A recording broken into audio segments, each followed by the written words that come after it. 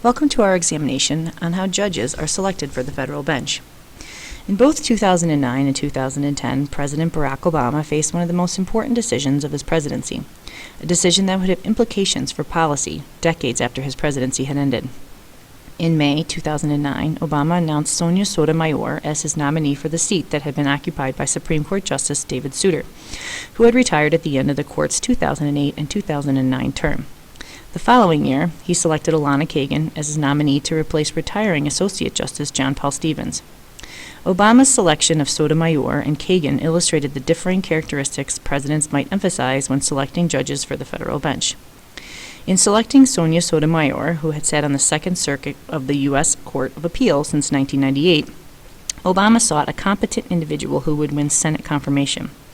Obama also wanted to make his mark on a Supreme Court whose ideology had been greatly shaped by the appointments of his predecessor, George W. Bush, who had appointed two conservatives, Chief Justice John Roberts and Associate Justice Samuel Alito, to the court. Finally, following his election, President Obama had been pressured by both Latino constituents and interest groups to appoint the court's first Latino member. Obama's selection of Kagan was perhaps most surprising. Kagan, who served as the dean of the Harvard Law School, had never served as a judge. Though there was precedence for non-judges being appointed to the court, that career path was not the usual one. But in Kagan, many analysts believe that Obama saw traits that far outweighed her lack of experience on the bench.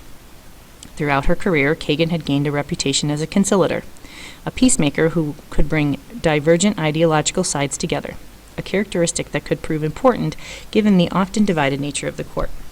In addition to her impeccable academic credentials, because she had not served as a judge, Kagan was not saddled with an enormous record of judicial opinions that could have been used against her during the confirmation process. Kagan is the fourth woman to serve on the court. 3 women sit today, and Associate Justice Sandra Day O'Connor retired from the bench in 2006. The first member in 40 years appointed without a judicial background, the last being the late Chief Justice William Rehnquist. Kagan is the 8th Jewish person to serve on the court, which currently has 3 Jewish members. The criteria important for Obama's selection are typical for presidents faced with the nomination of a member of the U.S. Supreme Court. Once Supreme Court and other federal court judges are confirmed by the Senate, they serve for life, as long as they do not commit any impeachable offense. While lifetime tenure is controversial, it also means that such appointees often are the longest-lasting legacies of the presidents who appoint them. Chief Justice John Roberts, who was appointed to the court at age 50, and Associate Justices Sonia Sotomayor and Elana Kagan, who were 55 and 50, respectively, when appointed, will each likely serve on the court for about 30 years. The President and the Senate share power in the selection of federal court judges and Supreme Court justices. In this way, the nomination and confirmation processes serves as a check on the respective powers of the President and the Senate. In the case of the federal district court judges, a custom known as senatorial courtesy gives senators, though only those who are of the same political party as the president, a powerful voice in choosing the district court judges who will serve in their state. Under this tradition, a senator from the same political party as the president can block the president's choice of a federal district court judge in the senator's state. Because circuit courts of appeals judges and Supreme Court justices serve more than one state, the individual senators from any one state play a far less powerful role in the appointment of those judges than they do in the selection of district court judges. Rather, in the selection procedure for circuit court judges and U.S. Supreme Court justices, the Senate Judiciary Committee, composed of 18 senators, takes the lead. Committee members are charged with gathering information about each nominee and providing it to the full Senate. The Senate Judiciary Committee also typically votes on the nominee, and the full Senate uses the vote to signal whether the nominee is acceptable. Sometimes, the Judiciary Committee does not make a recommendation about a candidate, as when members split their vote 7-7 on the nomination of Clarence Thomas to be a U.S. Supreme Court Justice in 1991. Competence is of central concern for nominees to the Circuit Courts of Appeals and the Supreme Court. Appeals court judges and Supreme Court justices, first and foremost, must be qualified, and some nominees in recent decades have been rejected because of senatorial doubts about their qualifications. The Senate rejected 2 nominees of President Richard Nixon because of such concerns. And when President George W. Bush nominated his White House counsel, Harriet Miers, as an Associate Supreme Court Justice in 2005, he was forced to withdraw his nomination because of concerns about Miers' lack of qualifications. Those objections strongly indicated that Myers would face a steep uphill climb in achieving Senate confirmation. Some in the media argued, however, that the questions about Myers' competence were in part a political smokescreen, a ploy by certain conservative Republican senators who would be voting on her nomination to reject the Republican nominee because her ideological outlook may not have been conservative enough for them. Once the Senate establishes the competence of a circuit court or Supreme Court candidate, attention shifts to the nominee's ideology, his or her worldview. Mindful that federal judges typically serve far beyond their own tenure, presidents often regard these nominations as a way of cementing their own legacies. They give the nod to judges and, more significantly, to Supreme Court justices with whom they are ideologically compatible. When President Barack Obama chose Sonia Sotomayor to serve on the court, he chose a person who held liberal views consistent with his own. In Elana Kagan, he found a nominee who, though holding liberal values, could build bridges with the conservative members of the court.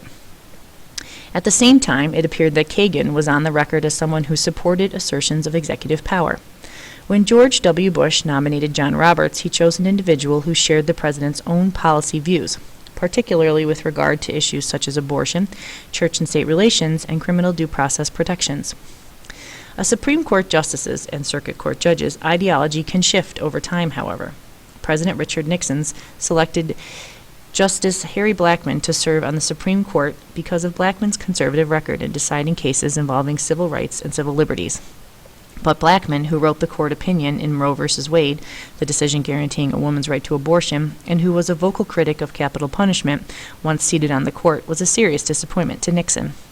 Still, in most instances, a justice's worldview remains fairly constant. Justices' ideologies are reinforced by the presence of stable ideological blocks on the Supreme Court, which may bolster long-held beliefs and discourage the rethinking of issues from a completely new perspective. The President and the Senate are banking on their assumption that the nominee's demonstrated ideology or perspective will color how he or she sees issues and cases that come before the court in the future. Faced with the prospect of appointing a successor to replacing the retiring Associate Justice David Souter, President Barack Obama encountered significant pressure from constituents and from interest groups, which created expectation in the media, to appoint the first Hispanic justice to the court. Obama obliged, selecting Sonia Sotomayor, who sat on the Second Circuit of the U.S. Court of Appeals and is of Puerto Rican descent. In selecting Sotomayor, Obama named the first Hispanic and third woman to the court. Other presidents have faced similar expectations. When Thurgood Marshall, the Supreme Court's first African-American jurist, retired in 1991, political analysts and the media expected President George H.W. Bush to appoint another African-American to the seat. Bush obliged and appointed Clarence Thomas to the court. Even though the federal courts effectively underrepresent the population at large, because judges are overwhelmingly male, white, Protestant, and upper middle class, the current Supreme Court has a relatively diverse composition. In recent decades, an informal demographic composition of the court has evolved with an African-American seat, currently occupied by Associate Justice Clarence Thomas, a Jewish seat, now there are 3 Jewish Associate Justices, Stephen Breyer, Ruth Bader Ginsburg, and Elana Kagan, a Roman Catholic seat, now actually several such seats, with Chief Justice John Roberts and Associate Justices Anthony Kennedy, Anton Scalia, Clarence Thomas, and Samuel Alito, all being Catholic, a woman's seat held exclusively for over a decade by Sandra Day O'Connor, who served on the court from 1981 to 2006. She was joined on the court by Ruth Bader Ginsburg in 1993. Ginsburg was joined by Sotomayor in 2009 and Kagan in 2010. And now a Hispanic seat occupied by Sotomayor. The impulse to recognize specific seats that reflect major groups in the population serves the goal of symbolic representation, which is the representation on the court of the country's leading demographic groups. This is an implicit assumption that a justice occupying one of these seats will best serve the concerns of the racial, ethnic, gender, or other group to which he or she belongs. That is, the Latino justice will take the perspective of Latinos, the female justice will consider the policy preferences of women, and so on.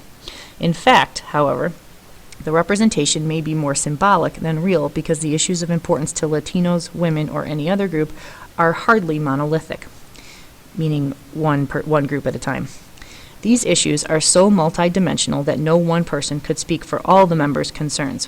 Nevertheless, Many public figures and citizens say that the court should mirror as closely as possible the main contours of the national demographic profile. Clearly, the nomination and confirmation of federal judges does not take place in a vacuum.